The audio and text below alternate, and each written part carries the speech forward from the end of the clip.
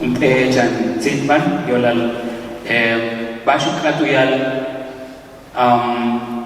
Leken Tukul, Yolal Kashan Zitman, Yolal Kashan Kaholano, Hemish Lumen, Kol Shan, Tumen Yan Yavach Palo, Patel, Oshik. Hebish Masawal Makobo Yete Tulakal Liokul Kao. Well, good morning to everyone. Thank you for being here. I'm really happy to be in this place, to be in this university, sharing with you a little bit of what I do as a professor in Llanes University. My name is Llanes Ortiz. I am a Maya scholar from the Yucatan in Mexico. I am an anthropologist, and my work is concerned with the study of cultures in general, but indigenous cultures in particular, and more specifically even my work is concerned with the thoughts, the theories and the aesthetics created by indigenous movements and indigenous artists in different parts of the Americas, in particular in the Maya region, the region where I'm from, where I have worked with different groups, different collectivos or collective teams in places like Mexico, Guatemala, and also Belize. I arrived in Leiden a couple of years ago, and in Leiden my main subject is related to the rights of indigenous people in the faculty of archaeology. As you can see, I work, or actually as you probably were able to see. Can you put the PowerPoint?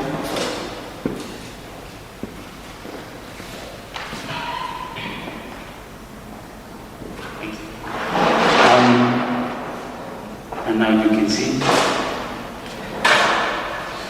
So, although my work is based in the Faculty of Archaeology, I work across two different faculties in what is known as the Center for Indigenous American Studies. And yes, I'm really happy to be here. I'm humbled, and to be in the presence and the company of so many different indigenous activists, so many different indigenous scholars, thinkers, creators, artists, whom I had a chance to meet yesterday for the first time. So my talk is probably something that all of us have thought at some point, so I'm not going to say anything particularly new, anything particularly groundbreaking, as they say.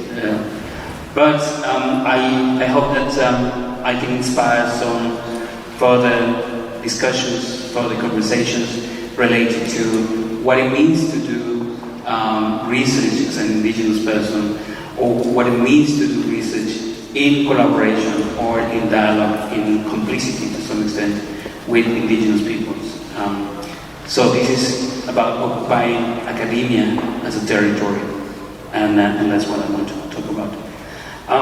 Since some years, or a decade from now, and approximately since the 1980s, coming stronger in the 1990s, there's been a growing interest in indigenous knowledges, or it seems to be like there is a growing interest in indigenous knowledges. This has been reflected in different fields. For instance, in development, people started talking about sustainable development, in indigenous development. In the 1990s, in the 1980s, there was an interest on indigenous knowledge systems in development studies. Then came the critique about development studies, especially sustainable development. However, progressivists might have looked at the time, and people started talking about post-development and about the need to reinscribe and to revalue the knowledge that indigenous peoples had. But not just that, but also the views about development, about the good life, about good living in general, right?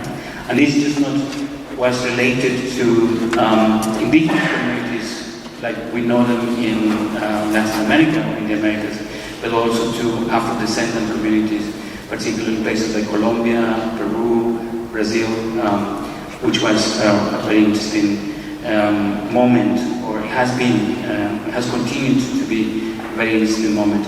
Later on, I mean, this coincided actually in time. You know, if you are into chronologies, I'm not so much into chronologies, or rather, I have my own kind of chronology or temporality. But this more or less was in dialogue with subaltern studies in other parts of the world, in Asia, in Africa as well. And then came also some sort of interaction or dialogue with post-colonial studies, and then came the decolonial term in different social sciences, and all of that has led to, you know, as I said, growing interest more and more on indigenous knowledge in general. This has also been reflected by the emergence of hybrid in-between disciplines like ethnobotany, ethnohistory, ethnopolitics, ethnophilosophy sometimes, or ethnoepistemology, which aim to sort of interrogate and to question as well, to challenge the universal or so-called universal canon of Western science, Western philosophy, Western ways of looking at the world. So from these fields there is also an interest and a vested interest in indigenous knowledge, and, you know, trying to understand indigenous knowledge as they are. Finally, just to summarize, you know, where this lecture, where this talk comes from, there's also from different indigenous contexts. It emerged in the 1980s as well, 1990s, complicity, dialogue, sometimes at odds also with all of these other fields, and needs to interrogate our own cultures, our own ways of knowing, and to try to restructure them and to create what is sometimes known or is spoken as indigenous research protocols or methodologies, especially in North America, in places like Canada, the United States, but more significantly New Zealand and Australia as well. So this is in the, all of these has, you know, for the most part, have a more structured way of happening, especially in the English-speaking world.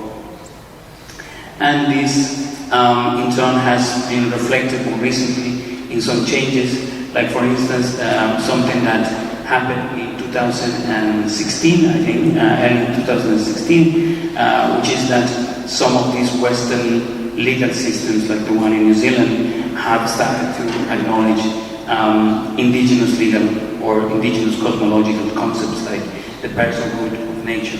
And this is a case, this is a case that was commented on different news outlets in 2015, 2016, about how the courts and the parliament in New Zealand, Aotearoa, acknowledged for the first time the legal personhood of a forest and a river. And the forest is a sacred space known as Te Urewera by the Maori, this part of New Zealand. And for the first time, this living being was formally acknowledged as a legal person in the judicial system in New Zealand, Aotearoa. So this is just, you know, to give you a sense of what is happening and why it might be relevant to ask ourselves, you know, what does it mean to do academic work what does it mean to do academic research from an indigenous perspective. So, we need to also be aware that this is not, although my sort of reconstruction started in the 1980s and the 1990s, this is in no way something new. We have always had in the indigenous world, and I don't claim to speak for Africa or Asia, but in the Americas, we have always had a tradition of indigenous scholarship, which starts far back in the past. So, for instance, we have in some inscriptions in the Maya region, my own ancestors, we have representations of people doing what it could be interpreted as a scholarly work, right? So people writing books, people giving speeches, people instructing other people, or trying to channel knowledge from one generation to the other. And what is interesting is that these sort of knowledge transfer or knowledge sharing practices were not necessarily general. So in this description, you might be able to see, or you might be able to guess, but this is a woman scribe. So at the right, top right corner, we have Ishchu Atil, which means the sacred scribe, and this is a woman who is just reclining herself on a book. She's writing a book because and this kind of work was considered sacred in classical and post-classical Maya times. Then with colonization, with the colonization of the Americans, we have some important figures. I picked just one example from Peru, and this is often, one of the most famous examples of indigenous scholarly work, which is who is Felipe Poma de Ayala, who was an Inca nobleman, an Inca scholar, who took up to write down his own view of the conquest of Peru, his own view of what was happening with the culture of his people, and in this way he sort of intervened and tried to challenge or try to come to terms with these new forms of knowledge that were arriving in the Americas, in particularly in Peru. But in Mexico we have also many different examples. Tesosomo, Gaspar Antonio Chiu, were just two examples of people who were also working in between the new knowledge, new European knowledge that was being imposed on them, trying to recover, trying to preserve the fragments of the previous period, the previous culture, the old religion, and so this constant working of different forms of knowledge in different historical contexts in the Americas. And more recently, and this is an example from Colombia, we have important figures like Martín Quintín Lame, who was not only was he a political leader, political fighter, accused of many crimes by the Colombian state at the end of the 19th century, beginning of the 20th century, but he was also a scholar who studied the law, who was able to give speeches, who even wrote some important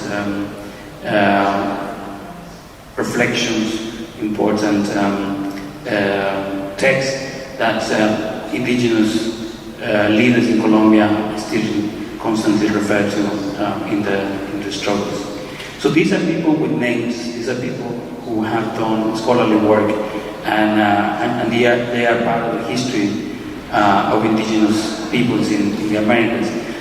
But they are not in any way the same thing, or they didn't in any way work from a homogeneous, however imagined indigenous substrates or indigenous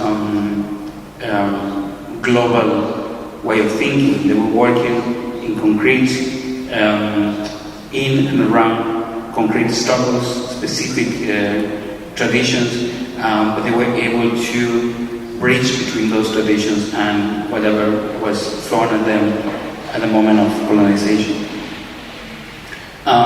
There's another aspect to that, and more anonymous contributors to what is now known as Western science.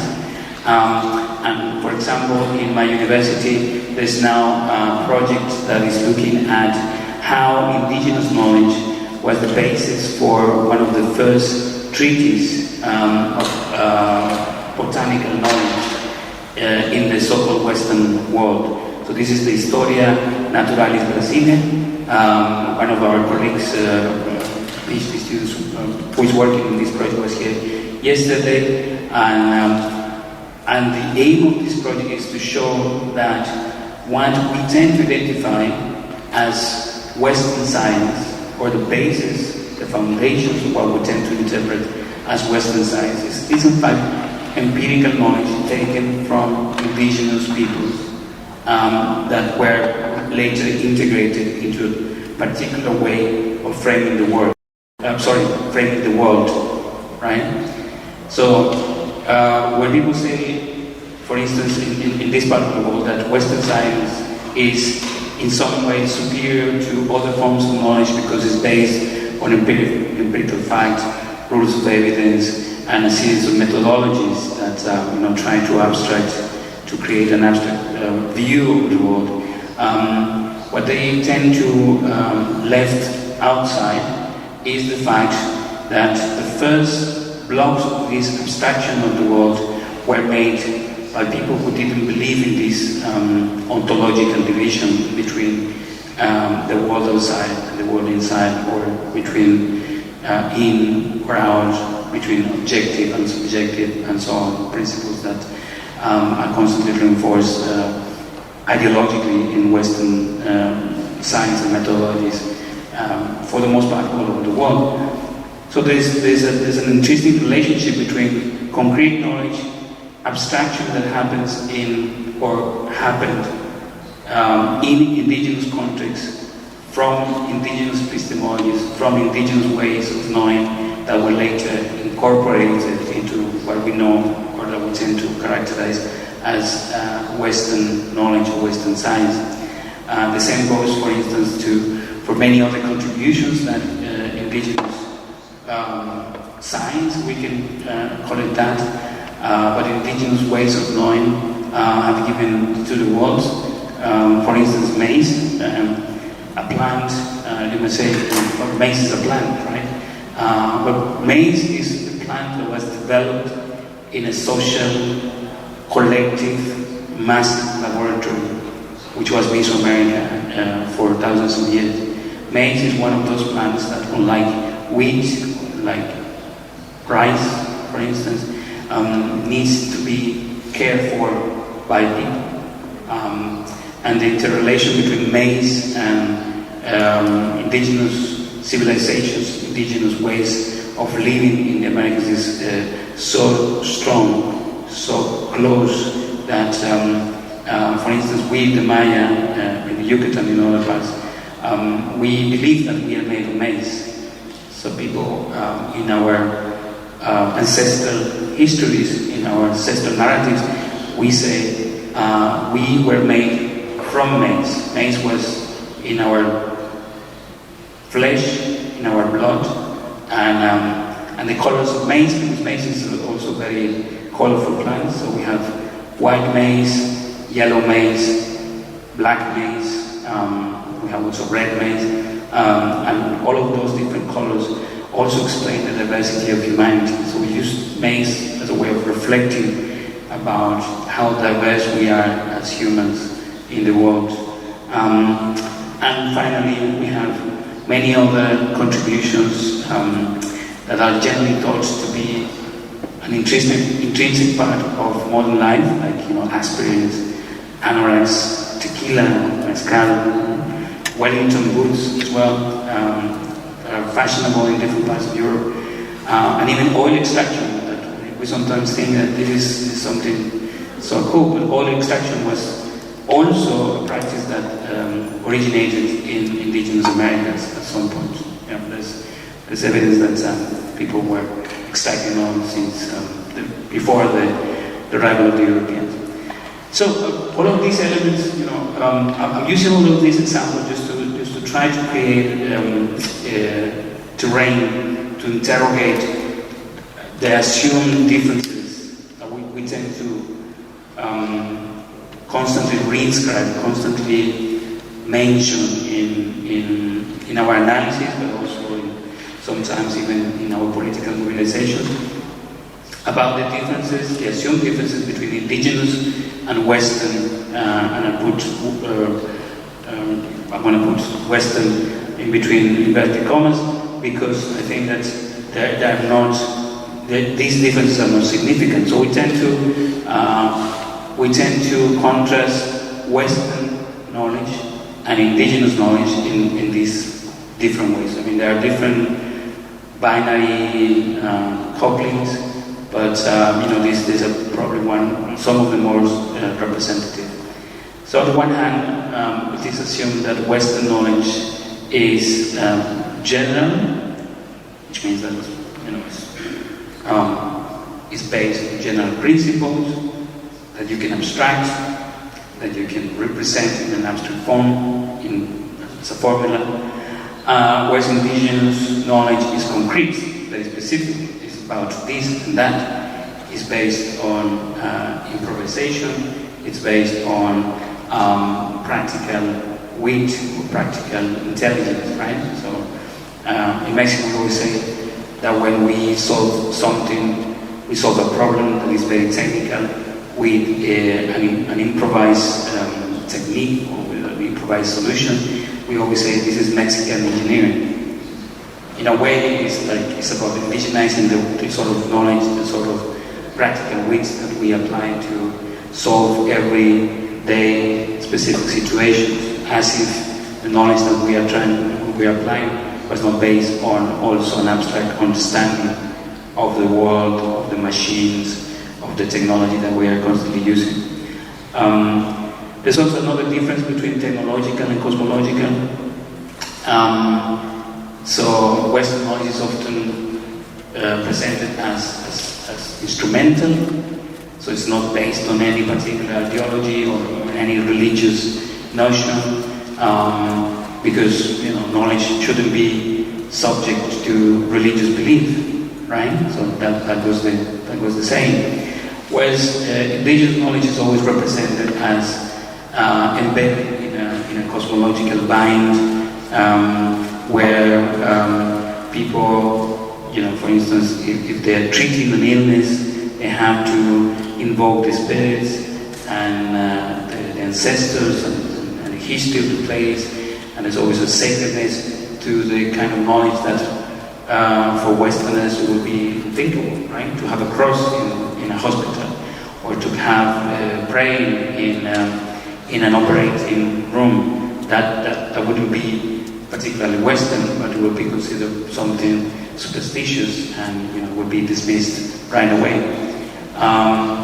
Then we have the open and systematic way in which Western knowledge is supposed to operate, which means that by open I mean that it's constantly changing, it's dynamic, systematic, whereas indigenous knowledge is represented as close, non-systematic, based on tradition, based on custom. It's customary. Sometimes the word customary is often thrown out as if there was no significant concrete principles on which indigenous knowledge systems are based. Objective versus objective and analytical versus holistic and conceptual, which is something related to the previous thing. Universal versus locally situated, and finally knowledge that is taught. Western knowledge is supposed to be able to be transferred, to be shared via libraries, via books, via classrooms. So it's very scholarly in that sense, whereas indigenous knowledge is often assumed to only happen in close relationships where you have an apprentice, so you have the expert, you have the main person, and then this person, he or she, just share the knowledge with the pupils, right? In very close face-to-face relationships, and one is individualistic and the other one is collective. But my argument, and I'm going to develop here this in full, but my invitation is for you to reconsider these ways of conceiving and representing knowledge, because I think that is more to it than this binary couple. So for instance, I'm just going to make 3 basic points here. One, the fact that indigenous knowledge is not just concrete or is not just specific. So the application of many indigenous knowledges in the world historically, and then again we look back to history, indigenous knowledge is also universally applicable. And one of the main things is, for instance, what is happening today with medicine, cosmetics. Where are they going to try and find new sources of knowledge? They're going to indigenous contexts. They're trying to extract this knowledge so that they can relabel it and offer this as the result of science. But the science has already happened. The science has already been proved. So this is happening now, but in the past it was also the knowledge that led, for instance, to the dissemination of maize all over the world. You can go to Asia, you can go to Africa, you can go to the fields of the United Kingdom, and you will find maize being cultivated there.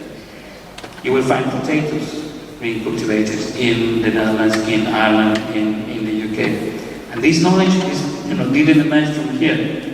It was knowledge that was brought from somewhere else. Nobody knew about these plants, nobody knew about these crops before. And the knowledge that is at the foundation of this came from the Americans.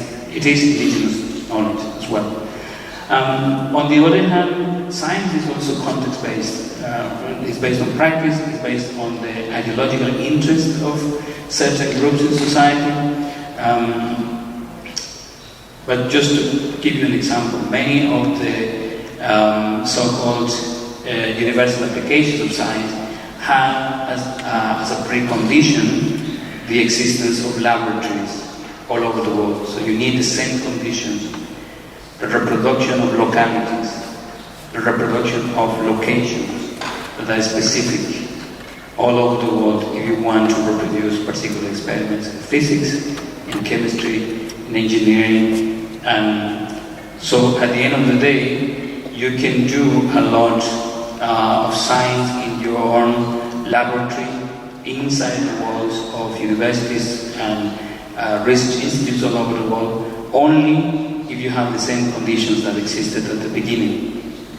But if you go outside these walls, if you go into the real world, where factors are more diverse, where they multiply endlessly, then the applications of this science start to shake a little bit. And this is probably one of the reasons why many of these so-called green revolution projects in the world have failed, because they haven't taken into account the infinite diversity and the infinite multiplicity of conditions that exist in the world, and not just cultural and social, but also environmental and meteorological, because they're not based on them. So what I'm trying to say is science is not so clearly universal in this sense. It's mediated by the reproduction of localities.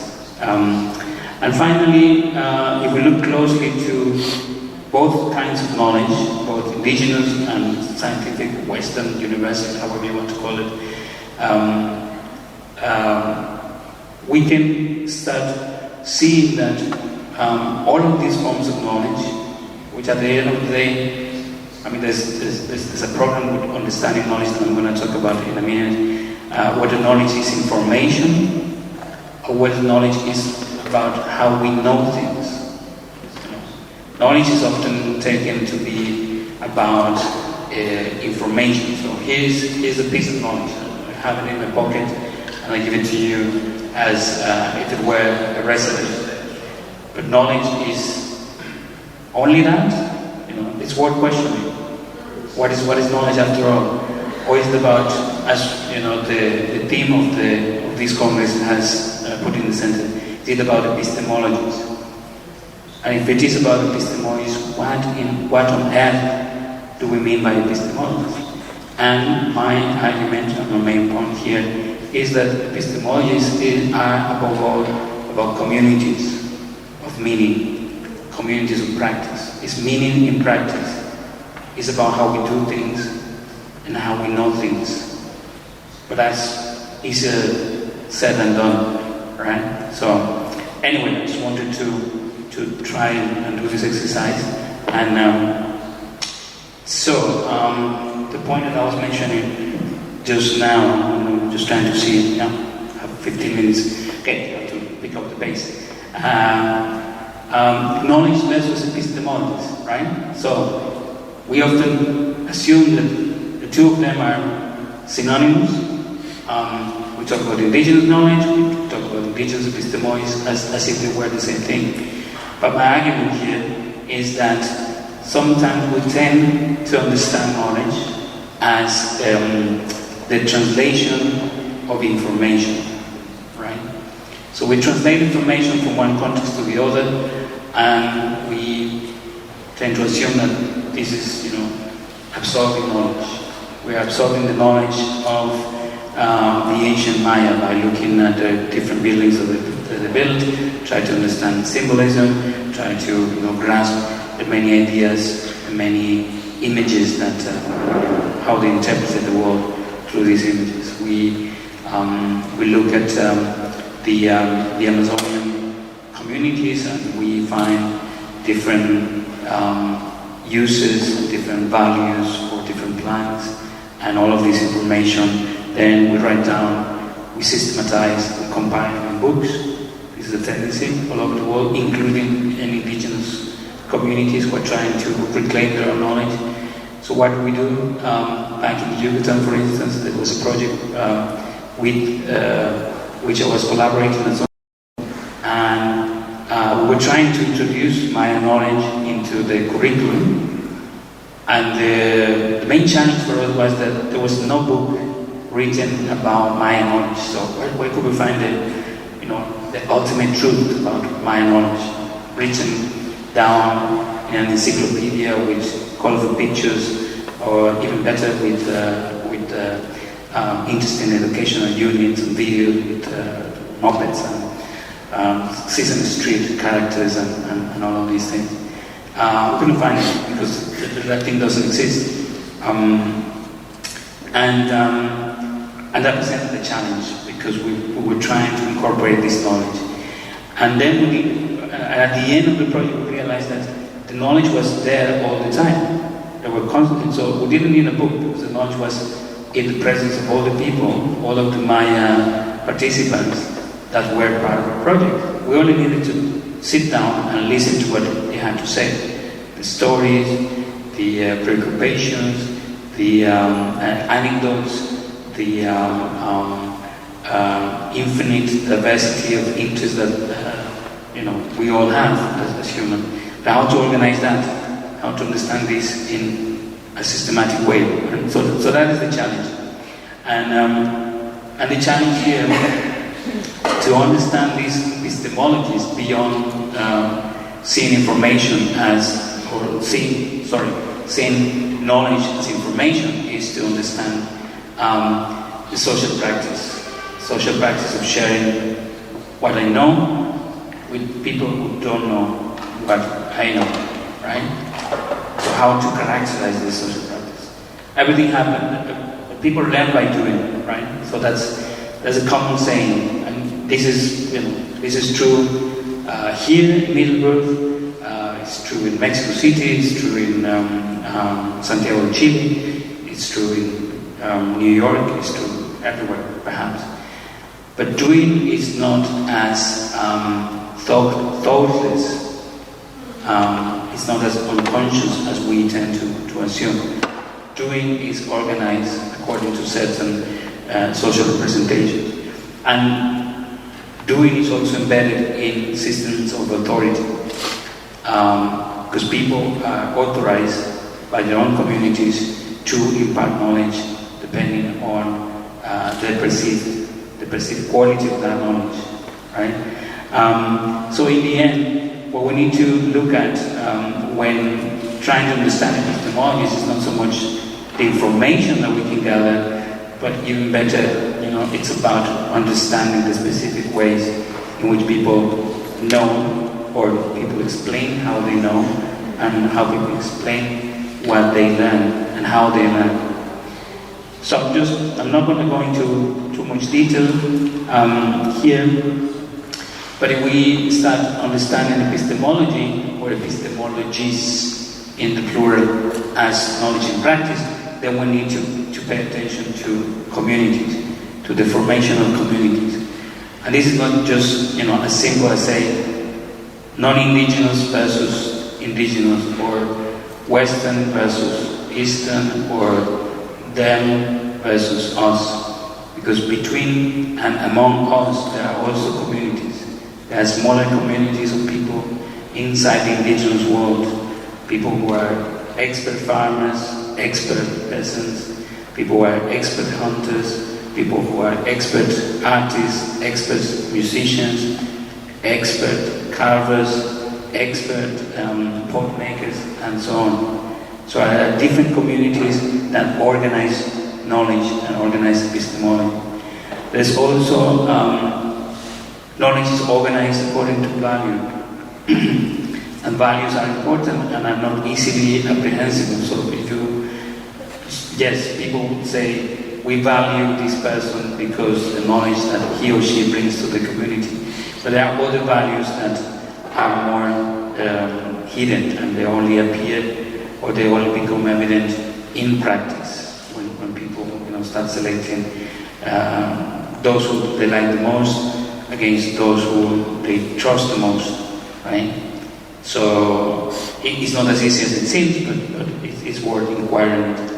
And finally, knowledge in practice is also about identities. And this is true in the so-called Western academic world as it is in indigenous communities, different indigenous organizations, communities, collectives. They organize the way of learning according to the identities, the social identities that they value the most. So people who are very knowledgeable and talkative, and they can tell you anything about everything, are often not the most respected in different contexts, because their identity is considered a little bit of a nuisance, a little bit of not really likable. But that depends on the particular community where you find yourself. I know this is very abstract. I'm going to try to put some meat into that. So I'm not going to tell you everything about this, but this is part of what I work at some point, trying to identify the most important principles that people in a Yucatec Maya context identify as crucial for learning, for acquiring knowledge. And here there are a number of transformations that happen, but the main thing about this diagram, or this drawing, is that at the center, men and women are considered equally capable of knowledge, provided that their living principles, which are twofold in Maya philosophies. One is the all, which is the center of the ethical being.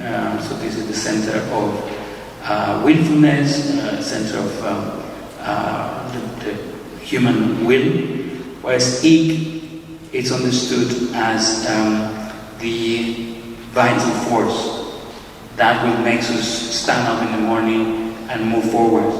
So the combination between these two, there's a duality in the way in which we, in Yucatec Mayan language, understand the psyche, the human psyche, and there's a constant tension between the responsibility of the all and the vitality of the ik, and which results in thinking and understanding. Thinking is tukul, understanding is nad, and the two of them are interrelated, but they're not the same thing. And all of these different blocks on the left and the right, they speak to different functions of the body that are involved in the act of learning. And you might say, okay, so this just reinforces the idea that indigenous knowledge or indigenous epistemologies are about are about practical things, practical issues. It's about the body, it's about what you do with your hands and your eyes and with your ears. But the same is true for Western academia. So the very fact that we are here, and I'm standing here, frankly, I don't like to sit much, but the fact that you are sitting here listening to me, it involves a training of the body that you are not really conscious of. If you can sit 4 hours listening to some random guy talking to you in a language that is not yours, then you have been trained to do that. And you didn't even realize that you were trained to use your body in that way. So there is a domestication of the body, there's a disciplining of the body, as some Western philosophers will say.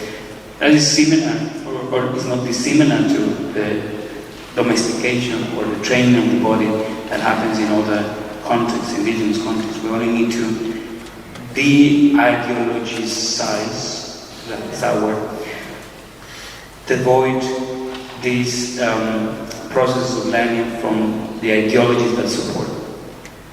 Because there's abstract thinking in processes involving the body. Body and thought are constantly at play. Even if you think that sitting in a library reading a book for 7 hours, it's only about absorbing abstract knowledge. No, there's the body involved in that. There's a training of the body without which you wouldn't be able to absorb anything that is offered to you in writing.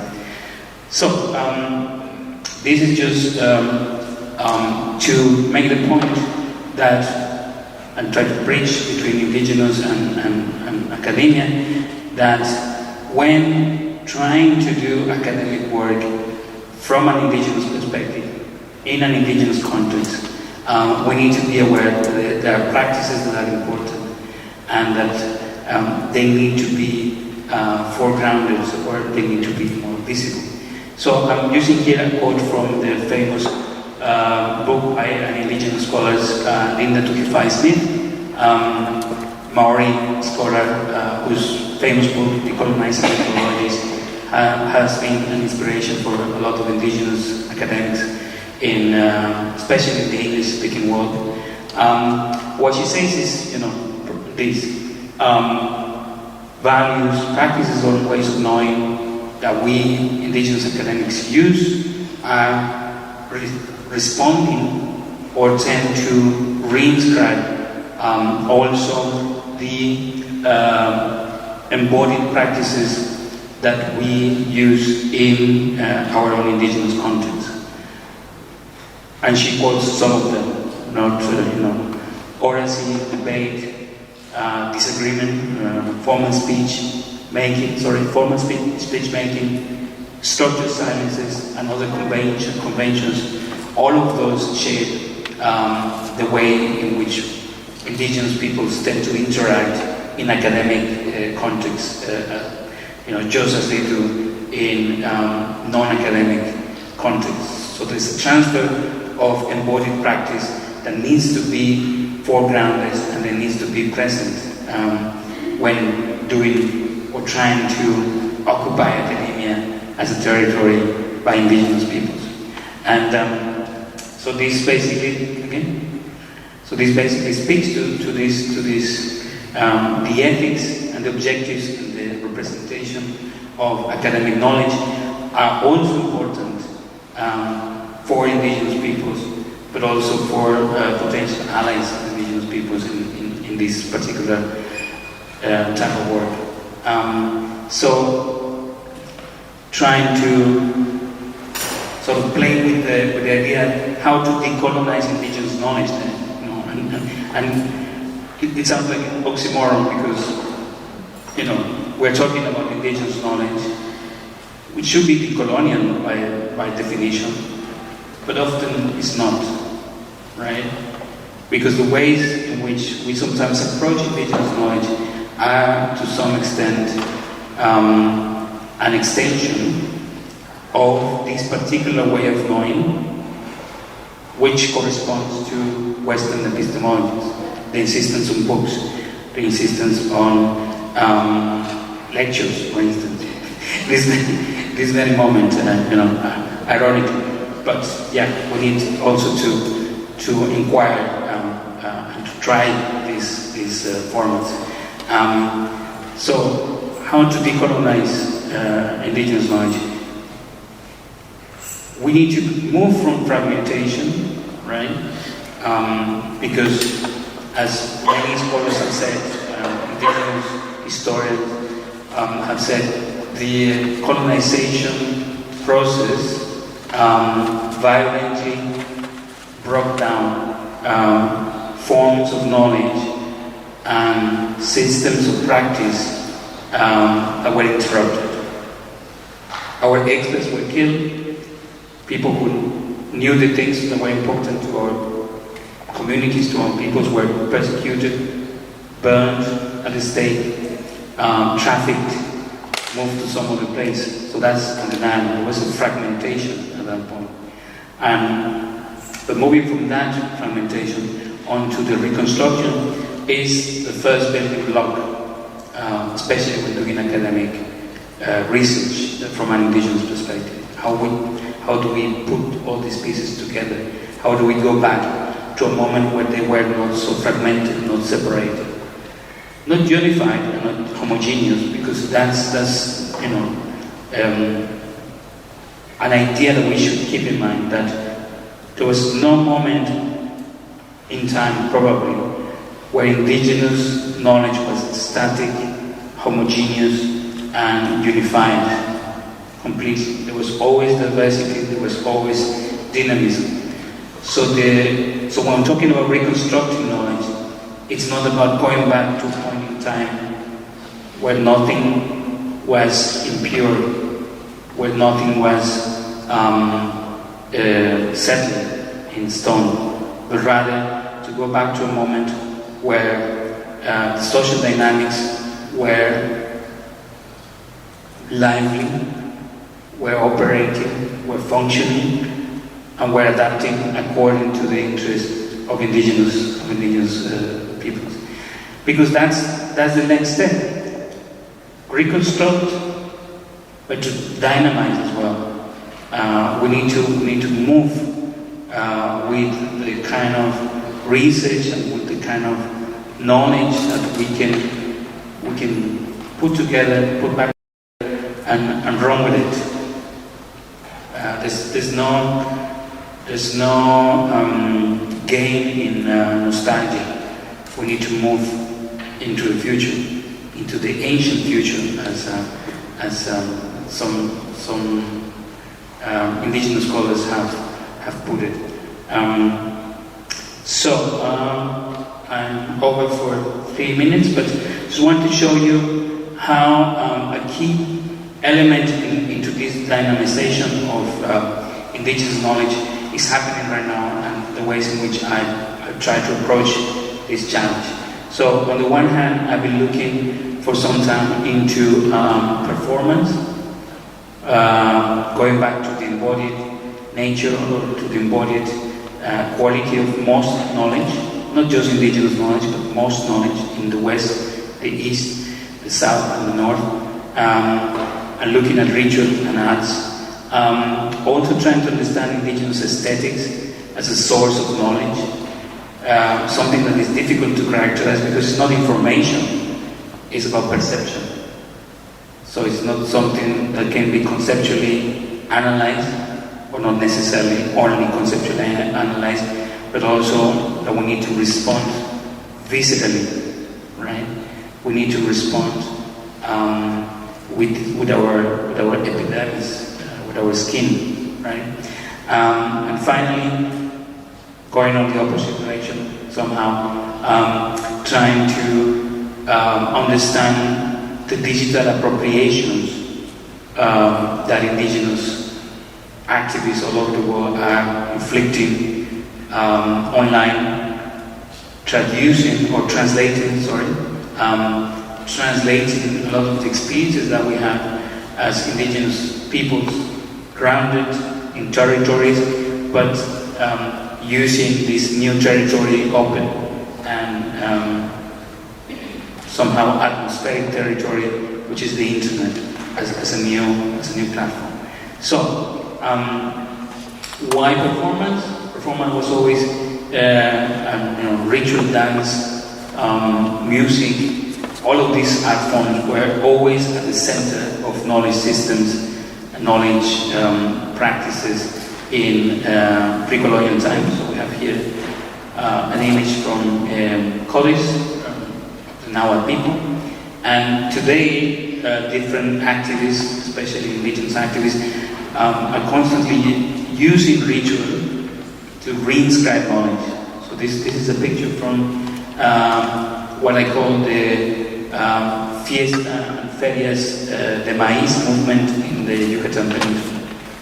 So you see here this offering, and on the right hand side there is a ritual specialist that we call him Ahmed, and he's putting an offering, but the offering has a pedagogical function in the context of this movement of resistance against transgenic seeds and neoliberal agricultural policies. This is a screen capture of a movie written by a Chiquel scriptwriter. Chiquel is a language which belongs to the Mayan family of languages, and this movie very aptly tries to capture interesting symbolic aspects of Mayan culture, and it represents it in cinema, and it uses cinema as a new medium to transfer this knowledge, to show this knowledge in practice, and to share with the world. There are other examples. For instance, this is a poster for a movie, a Mexican movie that happens in an indigenous context, and it tells the story of women's rebellion against patriarchy, but without any reference to feminism theory or to, just from a more vital experience and interpretation. It's a movie about migration, it's a movie about loneliness, it's a movie about abandonment, and it reflects the different ways through which women cope with taking down or, decide to move forward and to take down patriarchal authoritarian structures. And finally, it's an example of digital activism, the work of this Twitterer. He's from my region, from the Yucatan. He calls himself Chilambalam, which is also a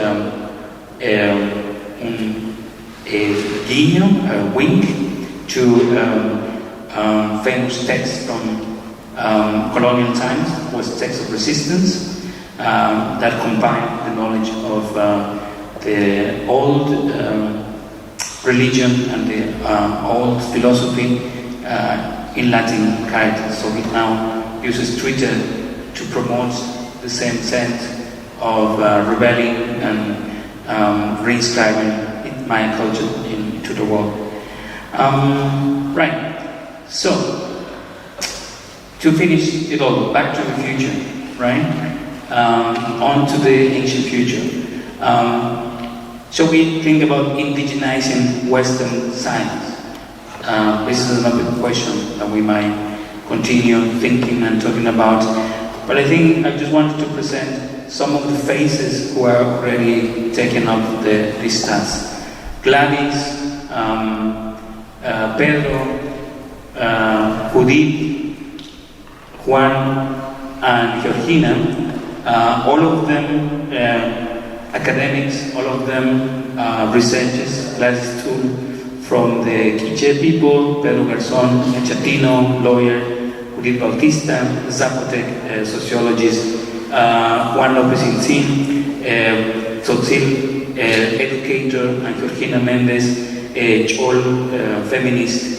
All of them are now taking out the challenge of using Western ways of knowing and trying to put spin, trying to use this research to interrogate some of the conventional assumptions about the divisions between indigenous and non-indigenous knowledge. And I think that what is interesting, and some of the principles that we need to follow in moving forward is, for one, to name some of these scholars, to read them, to refer to them, to use their names, not to assume that all indigenous peoples are the same, all indigenous peoples think the same. So we need to people scholarship. I often hear, sympathetic scholars referring to indigenous this, indigenous that, but without really putting the name of the people from which this knowledge was taken. It's a reproduction of this abstract idea of the indigenous world as homogeneous, static, somehow suspended in time. So naming people in scholarship, returning, devolving, debating. This is also about the ethical responsibility of sharing the knowledge that you obtain from your community and giving it back, sharing it in some way, and also to debate this knowledge, not just take it for granted. And two more principles: multiplying, diversifying, dissenting. There's gain in using knowledge that has been passed on to us, but we need to disseminate it. We need to multiply this knowledge, and in the process, accept the dissent that is going to emerge. Because the more we reproduce this knowledge, the more different it's going to look from its origin. And finally, renewing, inventing, and inhabiting the ancient future. This is about taking indigenous epistemologies back into the future, to move in full circle and to come back to the origin by projecting it into the horizon. And with this, I'd like to finish and maybe start up a conversation. Thank you.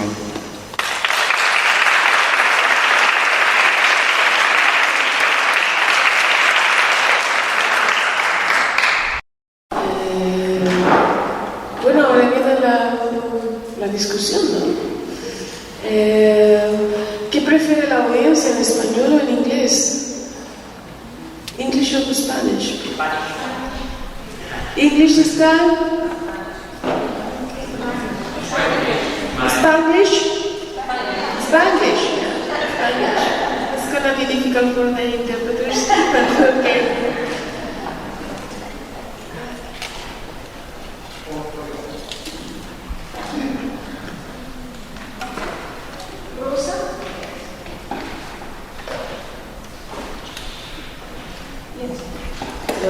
My name is Rosa. I'm going to stand with you as well.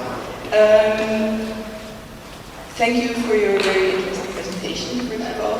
I have a question that's related, I think, to kind of connecting both types of knowledges.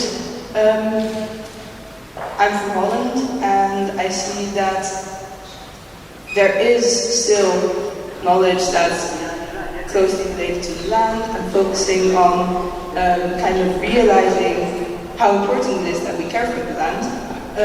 But I think by a big part of society, this knowledge, as you also say, is disregarded and seen as not productive in terms of growth, economic development, all these things.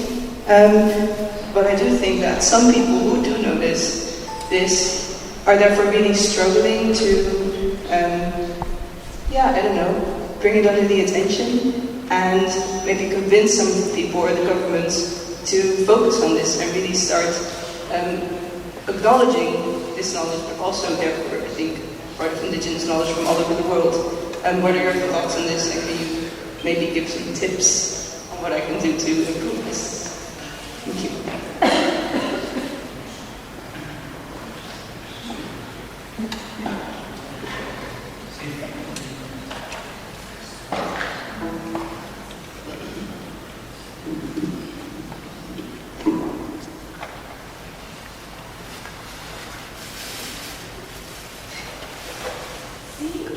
So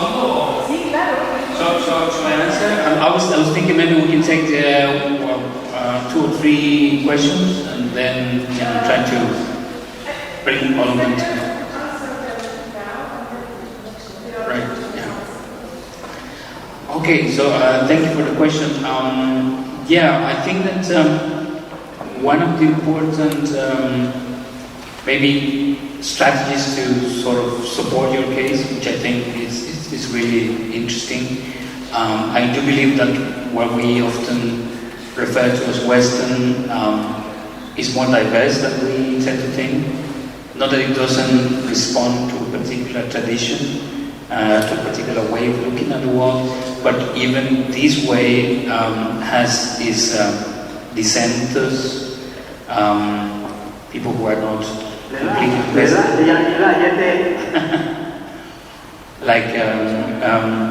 So perhaps one interesting way of proceeding with that will be to look back at the history, to find about the processes through which these forms of knowledge were excluded to the conventional or to the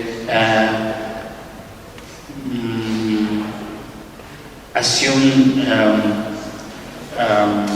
notion of quality knowledge in this particular setting, and from there try to understand how these groups that are still reproducing this knowledge may be subjected to forms of exclusion that can be taken down, right? I guess that I'm just trying to think on my feet, but just the first answer that I could tell you, without knowing the specifics about this, is look at the history and celebrate with them some of the main achievements that historically have helped these communities to survive in Holland.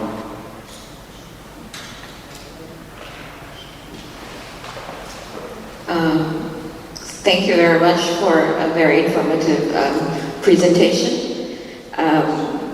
As you discussed earlier, Linda, Tahivai, she talked about rhetoric all the time. And I would say that you did a very, very good job. And maybe some of the people here would also agree that you should be added to the list that you put up there. You should be the 6th person, I guess. I guess to continue as well with the question earlier, as an Indigenous researcher, or maybe even for non-Indigenous researchers, there's always this thing that you need to ground yourself, in your world, or whether Indigenous or non-Indigenous. You have to know your past, and then you have to honor your ancestors, especially if you're an Indigenous researcher. I guess what I'm trying to ask is, what do you take from the past? How do you determine that? And how do you add value to your own work? Because the past, whatever we learned, they're not perfect, but we can definitely learn from it. So how do you take that and add value to your own work?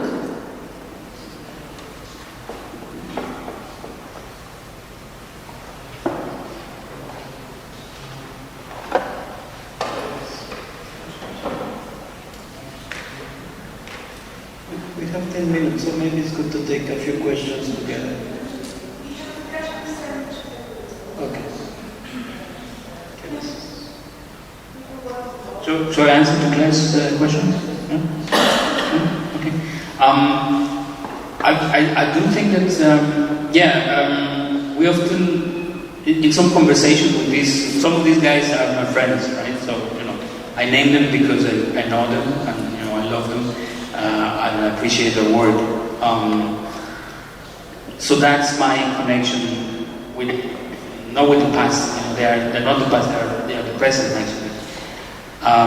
But one common recurrent topic of conversation between us is about what is the defining feature of indigeneity that we appreciate the most, right?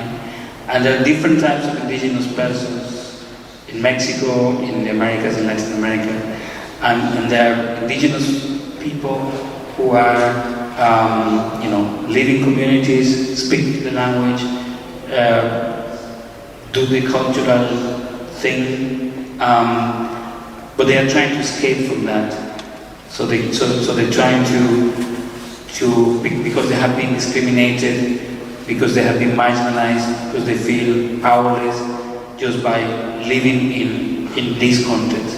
And then there are people who are actively defending these ways of living, and they're just projecting those into the future, trying to make them work for the future. So I guess there's no future without the past for many of these other indigenous people. And I think that's how the two aspects of time, the two temporalities that we tend to understand in different ways come together. And this is what defines some of our perceptions of indigeneity. It's not so much where do you come from, but where do you want to go to, right? And those two aspects are interrelated, the past and the future. It's about running, as I said, using the name of this famous movie from the 90s, it's about running back to the future.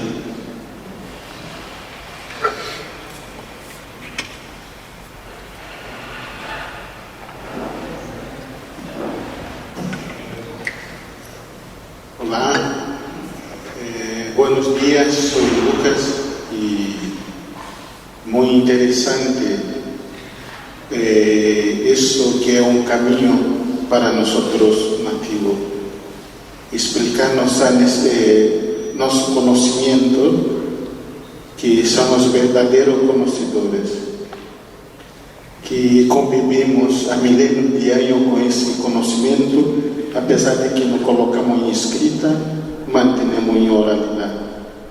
Y ahora está el momento de nos colocar ello en escrita para las personas conocer quién somos nosotros y también somos inteligentes, conocemos nuestra realidad y sabemos manejar, ¿no?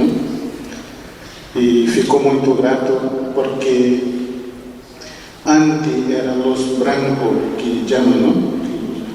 Hoy somos nosotros que estamos hablando, estamos transmitiendo que nosotros conocemos.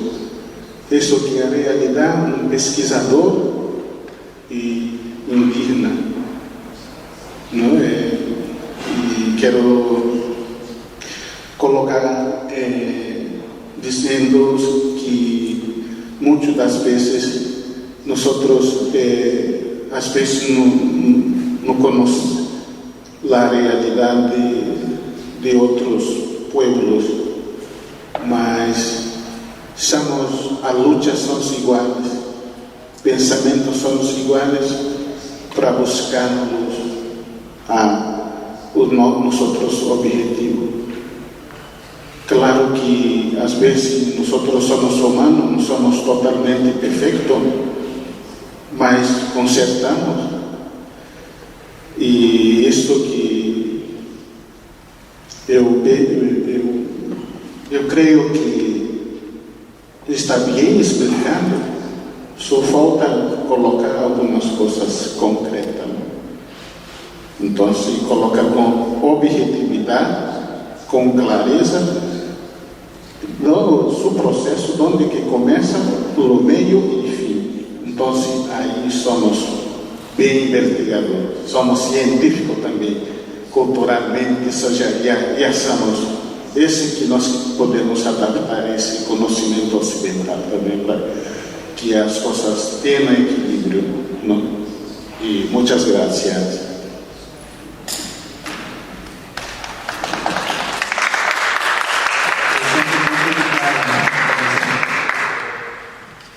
Dos preguntas más y podemos seguir conversando.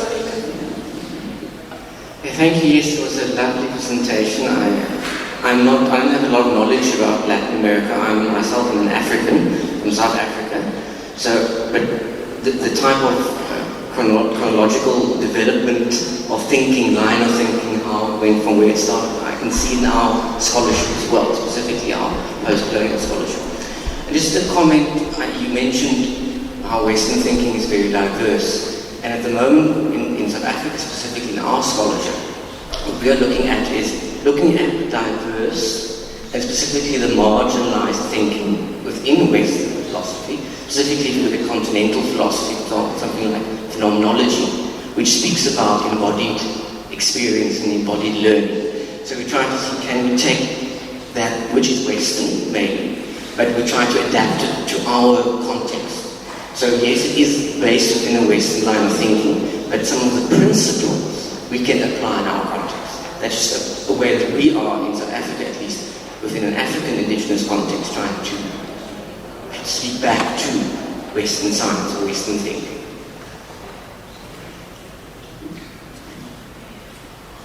Just a quick note. I think that there are parallel developments in the ways of thinking of different peoples in the world, and the phenomenology is not the sole preserve of European thought.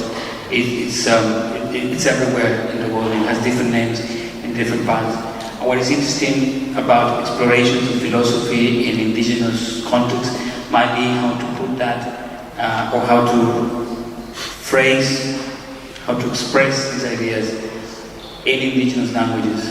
And in my own work, I have tried to bridge between the idea of performance, which is a very Anglo-Saxon concept that doesn't translate well to any other Indo-European language. So it's very specific of the English language in this transition between Norman and Anglo-Saxon and British and English and all of these families. And I have found parallels in classic Maya texts and inscriptions and concepts that are still used in Maya practice, to explain and to talk about Maya cultural moments.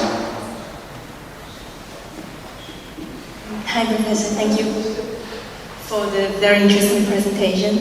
I have a question about when you say Western knowledge and indigenous knowledge are binary, and then I would think like when you think about Western knowledge, it's not really about the think objective is important in science, but the believing reasoning that is happening, like from Aristotle to Kant to Habermas. Then at the end of the day, maybe we're not talking about two kinds of knowledge, but we're talking about two kinds of ideology.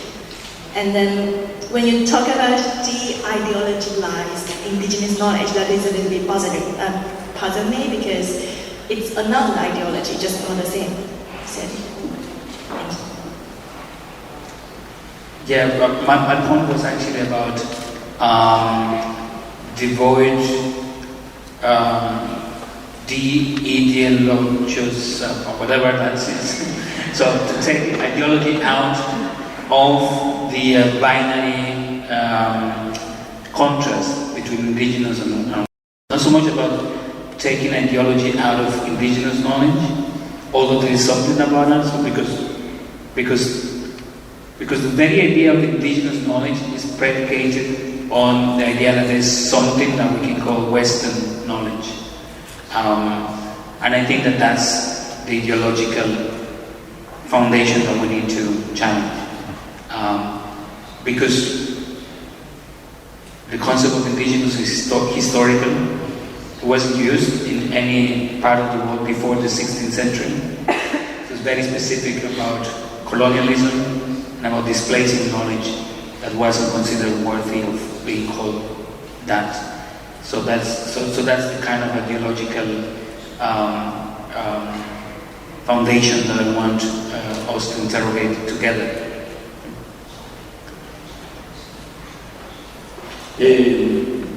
Marimari, buenos días, Benny. Muy buena su presentación. Yo tengo una pequeña pregunta para usted, para conversar, dialogar. El tema del conocimiento indígena y su retransmisión, incluyendo también, siento un poco reconstruir a partir, combatiendo quizás la fragmentación de hiciste un hincapié de la descolonización del conocimiento indígena que era un poco contradictorio, pero mi pregunta y mi reflexión va también en cuanto a la práctica que estamos teniendo los propios indígenas, porque muchos de los indígenas hemos vuelto desde un mundo absolutamente colonizado. O sea, nosotros tuvimos que traspasar toda esta frontera para llegar a estos estadios de análisis y volver lentamente, y ese proceso de volver es evidentemente también colonial, o sea, es parte del proceso colonial que estamos en la colonización. Entonces, y muchos de nuestros hermanos y hermanas, por ejemplo, plantean el conocimiento indígena, pero se siguen planteando también desde cánones, desde estructuras colonizadas. Entonces, y por otro lado, hay un ejercicio para nosotros, por lo menos, que es muy importante, que es el tema de la lengua. Es cómo a través de la lengua propia y por otro lado el tema del sujeto situado en el contexto mismo de las prácticas indígenas, porque también entre los indígenas hay muchos, hay hermanos y hermanas que también hablan del conocimiento indígena, están pensando, reflexionando, teorizando, pero tienen una relación corpus in situ en los territorios o en la ritualidad, en la performance, en la práctica y en la inversión dentro de la vida propia indígena. Entonces también se emula un modelo colonial que está hablándose desde fuera, desde lejos, pero hablando y intentando estar. Entonces también son contradicciones que me imagino que es parte del proceso de la reconstrucción. Pero yo quiero hacer un fuerte hincapié en el tema de la lengua, porque creo que las lenguas de los pueblos indígenas es como un elemento, una llave clave para poder también volver y en este sentido también invitar a los indígenas, a los hermanos que pertenecen a su pueblo, a hacer esa introspección a través de la lengua. No sé, mi planteamiento también lo digo como pregunta, no sé si está de acuerdo o no en esa pregunta. Pues Sukun, Tumen Wan, Hevishun Tu, Masawal, Ma Tanik, Natil An, pues Talam, Utial Tsaika, Obatbil, Bishu Tu Kulur, Akahi. Lo que estaba tratando de decir en mi lengua es que hay mucho de verdad en tu palabra, hermano, porque ciertamente la persona indígena que no habla su idioma va a tener mucha dificultad en poder transmitir, poder dar a conocer también lo que es su pensamiento y la cultura de sus antepasados.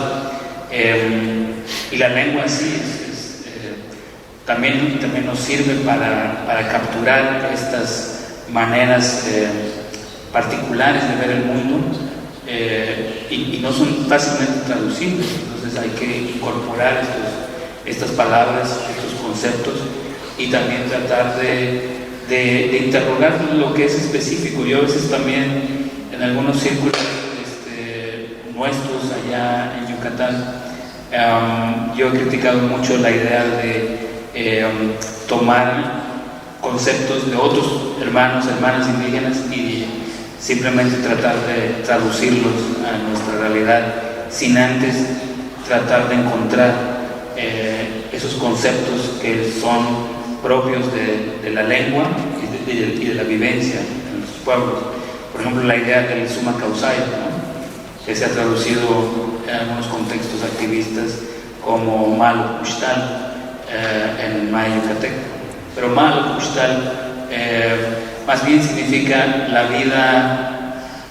vida buena, pero en un sentido más jocoso, más de disfrute, digamos, hedonístico, ¿no? Entonces, ¿cuál es el concepto que más nos acomoda, que más nos acomodaría? Yo en alguna reunión he propuesto la idea del Tohol, que significa al espíritu recto, pero no solo se refiere a la espiritualidad, sino se refiere a la vida cotidiana, y es acerca de la salud, ¿no? Tener el espíritu recto es ser sano, vivir en equilibrio, sin mucha riqueza, pero tampoco en pobreza, sin muchas preocupaciones, pero tampoco sin responsabilidades. Entonces es un concepto que generalmente se usa para decir, bueno, es la normalidad a la que aspiramos en nuestras comunidades. Entonces agradezco mucho el apunte, el comentario, y creo que tienes mucha razón en lo que nos comentas. Vamos a terminar aquí. Rolando, ¿tienes alguna reflexión para terminar? Bueno, no quiero tomar el tiempo, yo creo que vengo a escuchar más que nada. Sí quería invocar la memoria de Aníbal Quijano, que murió ayer. Y él es un mayor que nos dio la palabra colonialidad para empezar a pensar de esta violencia epistémica, física, territorial, y falleció el día de ayer, así que quería invocar su memoria aquí. Y bueno, más allá de esto, creo que nos toca escuchar a nosotros en este momento. Muchas gracias. Hoy el catering lo ofrecen los estudiantes, así que es un poquito menos que ayer, pero también está hecho con mucho cariño. Por favor, pueden pasar a la mesa del café.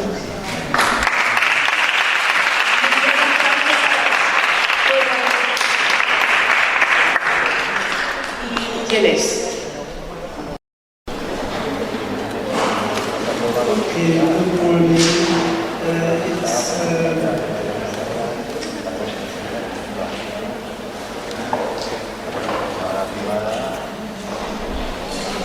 We have some adjustments in the program.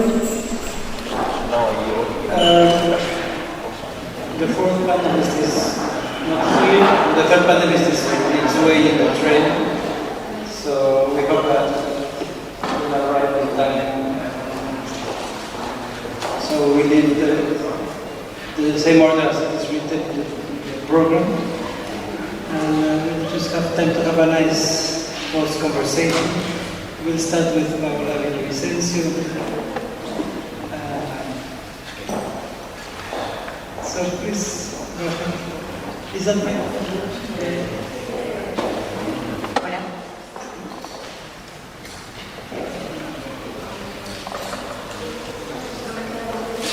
¿Se me escucha desde aquí?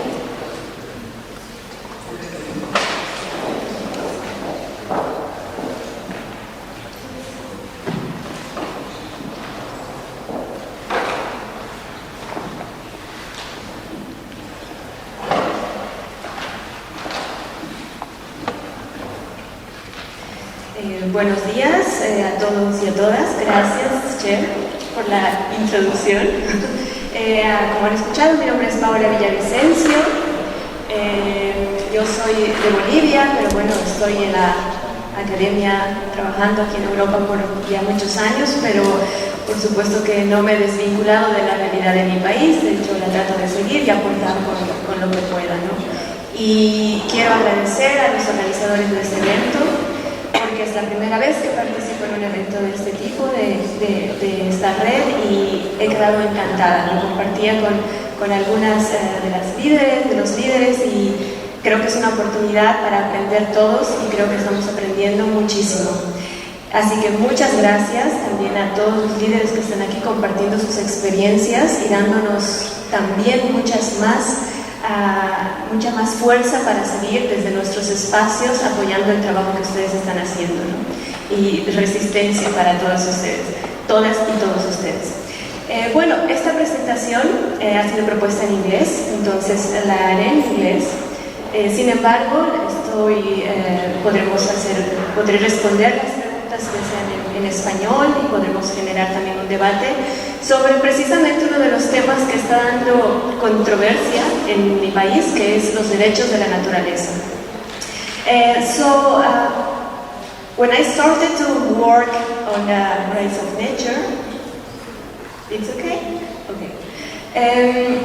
It was basically one of the main reasons. It was because I realized how my country could make a great contribution to a system that has a lot of challenge and a lot of mistakes and needs to change. And from a law perspective, how a little country like Bolivia could make a contribution to reform the anthropocentric scheme of laws worldwide. So I started this presentation. Probably you already know about it, and it's that Bolivia, at the beginning of the 23rd century, goes through a very conflict situation in terms of economic and social aspect, political, etc. We had, at the beginning of the 21st century, two wars. The wars, la Guerra del Agua, the War of Water, and the Guerra del Gas, la Guerra del Gas, que tuvieron como resultado that make as a result two important events, not just for Bolivia but also for Latin America, and that was the election of the first indigenous president, Evo Morales, that currently is still in the power, and the second one was the creation of a plurinational team that goes through a constituent process with the idea to develop a new constitution that was aimed to refound Bolivia. So there were many important things in the new constitution that was adopted in 2009, but for the topic of this presentation, I will stress two of them. The first one is that the Bolivian constitution becomes one of the more radical constitutions in the world, recognizing the rights of indigenous people. So, for example, we recognize in our constitution that Bolivia is a plurinational state. It's not anymore a republic, it's a plurinational state with the recognition of 36 indigenous nations and Afro-Bolivians. Also recognize such rights as the self-government, self-determination, participation in decision-making, etc. for indigenous people. Absolutely, the Constitution of Bolivia was studied for many senators, professors, etc. because that contribution to the recognition of rights of indigenous people. And also, with this clear relationship with the recognition of indigenous people, the Constitution also constitutionalized the protection of Mother Earth. Mother Earth that forever has existed in the imaginary of indigenous. So we put that vision, that principle of worldwide of indigenous people in our Constitution in order to create a new relationship between human beings and Mother Earth, considering that Mother Earth in our Constitution is that place that or that entity that we are part, and nor is that part of the world that is made for our service. In other words, we recognize in the Constitution, we do not recognize rights in our Constitution that happen with the Constitution of Ecuador, but we recognize in some way, that nature needs to be protected. At the end of the day, the preamble of the Constitution said that Mother Earth was there, and we get to Mother Earth. So, as our mother, as every mother, we need to protect her. Also, the Constitution incorporates very important ancestral values and principles as the Suma Kamanya, properly, that means living well or vivir bien. That is exactly the perception to have this relationship, this harmonical relationship between human beings and the rest of the world. So the Constitution invites to reimagine the relationship between human beings and nature and redefine that human-nature dichotomy that for the last year has been a very strong separation between what was considered nature for our benefit, that machines that works for us, and we need to take all the sources that nature gives us.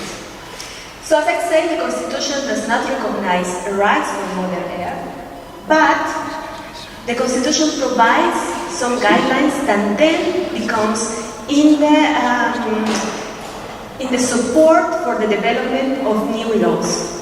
And in that way, Bolivia becomes, in 2010, the first country in the world to recognize rights of nature in a secondary legislation. That means not in the Constitution, in a law that is behind the Constitution. But also, quite important because at that moment, the only country in the world that recognized the rights of nature was Ecuador in their constitution.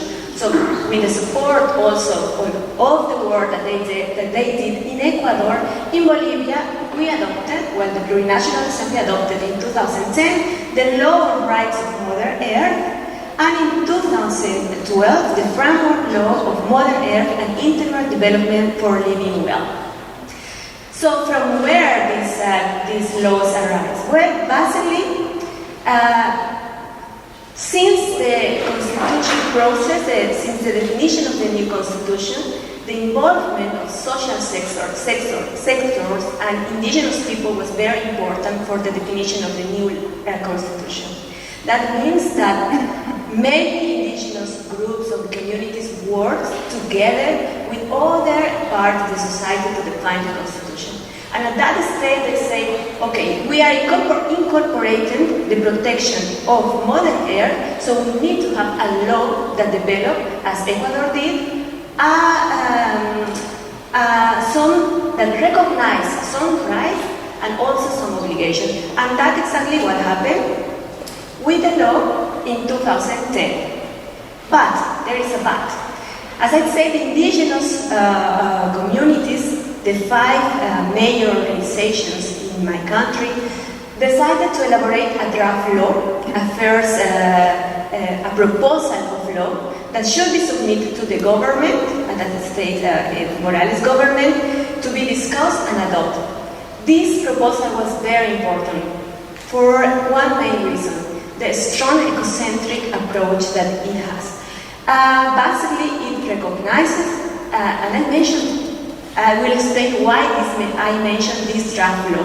It recognizes rights of nature, it recognizes strong obligation and responsibilities of governments and societies, it recognizes very important principles for the protection of nature, like the indubio pro nature. It also recognizes that Bolivia needs a very radical change of the way how we were developing at that stage. That means leave the neoliberal model of development and to go through one that has a very ecocentric perspective, a very ecocentric approach. But the government in 2010 says, okay, this proposal is very important, this proposal looks very good, you, groups of indigenous people, make a strong and a very important job with this, but probably this will be a wall in the policies and in the projects of the government at that stage. Because, as we will see later, recognize that you, for example, need to leave gas, need to leave petrol under land, or recognize that you are not going to be able to exploit, you are not going to be able to continue with the extractivist model that we have for years in Bolivia. was something that government says, okay, probably it's not the way forward we wanted to go.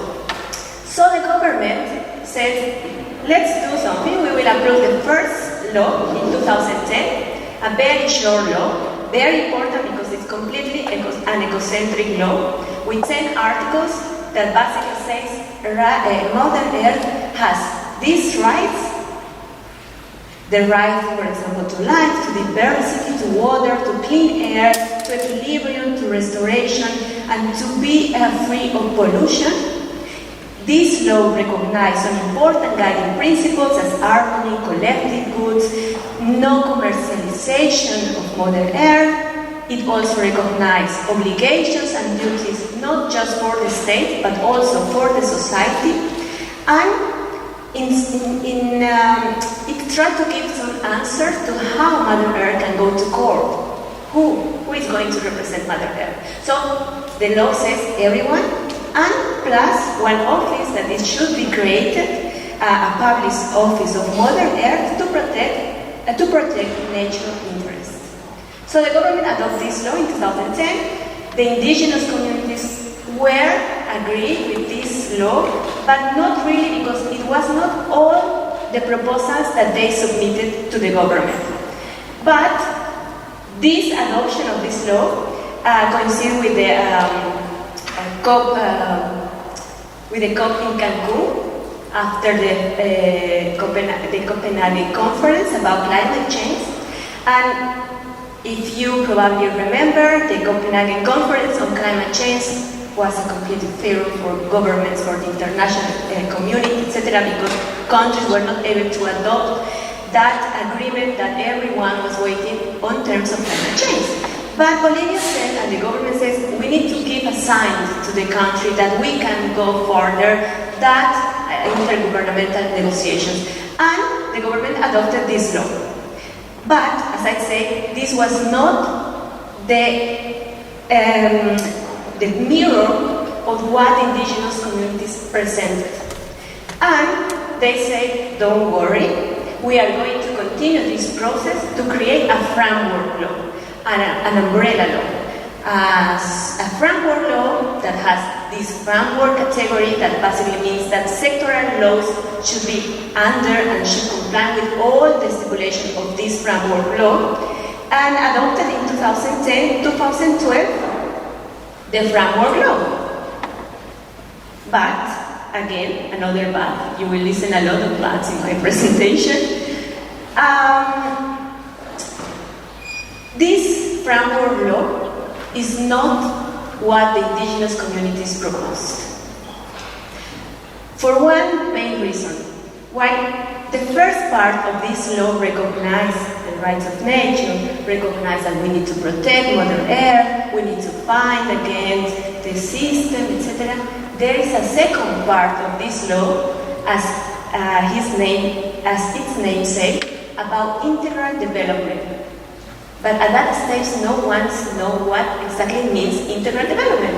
So we need to go to the law to see. Well, integral development means Bolivia as a country with poverty needs to still use mining, needs to still promote projects to exploit hydrocarbons. This law also says that water is an strategic source, not for people, not for life, not for nature, but for development and sovereignty. Also, this law promotes the growth and investment, of course, in these sectors, mineral sectors, water, energy, etc. And at the end of the day, what this law do is to reinforce the neoliberal development paradigm, extractivist of the government for many years, and of the country. So the indigenous community said, this is not the law that we submit. We are not agree with this process, that also, by the way, was a very complicated and obscure process during the adoption of this law. And many of these organizations